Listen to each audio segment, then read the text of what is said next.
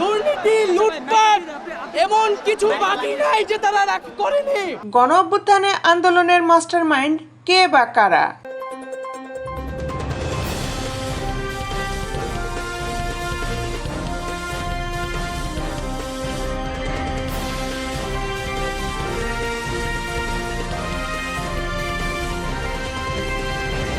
কোটা সংস্কারের দাবিতে একটি ছাত্র আন্দোলন গণ অভ্যুত্থান সৃষ্টি করে বাংলাদেশের পরাক্রমশালী সরকারের পতন ঘটায় মাত্র ৩৬ দিনে। সরকার পতনের 2 মাসের মাথায় এখন আন্দোলনের কৃতিত্বের দাবি নিয়ে কথা উঠেছে।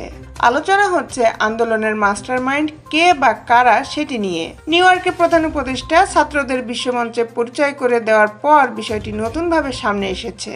জুলাই মাস থেকে কোটা সংস্কারের দাবিতে শুরু হওয়া ছাত্রদের আন্দোলন শেষ পর্যন্ত এক গণ আন্দোলনের রূপ নেয় এবং 5ই আগস্ট শেখ হাসিনা ক্ষমতাচ্যুত হয়ে দেশ ছাড়েন। অভ্যুত্থানের পরবর্তী সময়ে বাংলাদেশে বিএনপি, জামাত, ইসলামপন্থী বিভিন্ন দলসহ একাধিক ছোট দলের নেতাদের বিভিন্ন সভা সমাবেশে আন্দোলনের কৃতিত্ব দাবি করতে দেখা যাচ্ছে। বিএনপির পক্ষ থেকে আন্দোলনের 4 শতাধিক নেতাকর্মী জীবন দিয়েছে বলেও দাবি করা হয়। রাজনৈতিক দল হিসাবে বিএনপি সারা দেশের নেতাকর্মীরা এই আন্দোলনে অংশ নিয়েছিল। ঢাকার চারপাশে সর্বস্তরের নেতাকর্মীরা ছাত্রদের সামনে রেখে মাঠের দখল নিয়ে সরকার পতনের আন্দোলনে ভূমিকা রেখেছিল বলে দাবি করা হয়। যাত্রাবাড়ি এলাকায় আন্দোলনের শেষ দিন পর্যন্ত ছিলেন ছাত্রদলের সাবেক সহসভাপতি মামুন খান।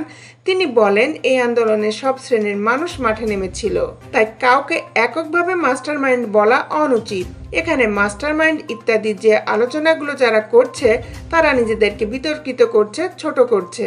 এক্ষেত্রে আন্দোলনের নিজ দল ও নেতারা ভূমিকা তুলে ধরে তার প্রশ্ন, কিসের ভিত্তিতে কাকে মাস্টারমাইন্ড বলা হবে? তিনি বলেন, ঢাকাকে 10টা স্পটে ভাগ করা হয়েছিল। এটার মাস্টারমাইন্ড কে ছিল? এটার মাস্টারমাইন্ড ছিল আমাদের বিএনপি এবং তারেক রহমান। যেমন এই যাত্রাবাড়ি স্পটে আমি ছিলাম এবং আমাদের অনেক নেতাকর্মীরা এই স্পটে ছিল। একবারের জন্য আমরা চিন্তা করি নাই যে আমাকে শাহবাগ যেতে হবে, শহীদ মিনারে যেতে হবে।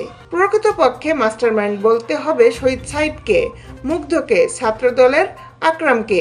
জামায়াতের নেতারাও বিভিন্ন সভায় ছাত্রদের পাশাপাশি দলটির অবদানকে সামনে আনছেন। আন্দোলনের পর ঢাকা বিশ্ববিদ্যালয়ের জামায়াতে ইসলামী ছাত্র সংগঠন ইসলামী ছাত্র শিবিরের সভাপতির আত্মপ্রকাশ ও বিশ্ববিদ্যালয় কমিটির প্রকাশ করার বিষয়টি নিয়ে আলোচনা হচ্ছে। তিনি বলেন, এই আন্দোলনটা সফল হতে সবচেয়ে বেশি অবদান রেখেছে তারাই যারা রক্ত ঝরিয়েছে, শহীদ হয়েছে।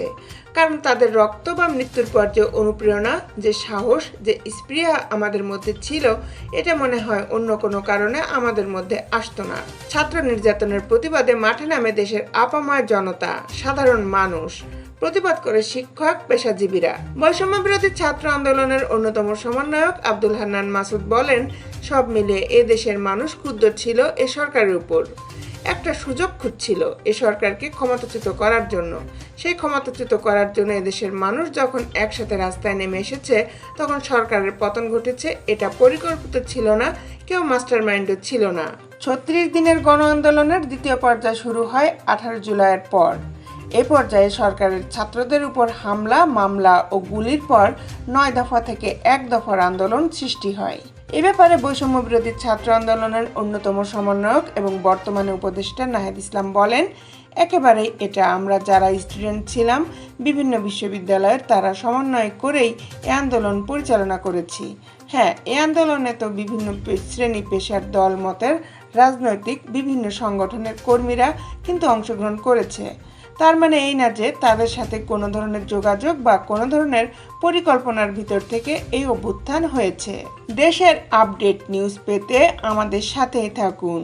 Justice TV, Dhaka.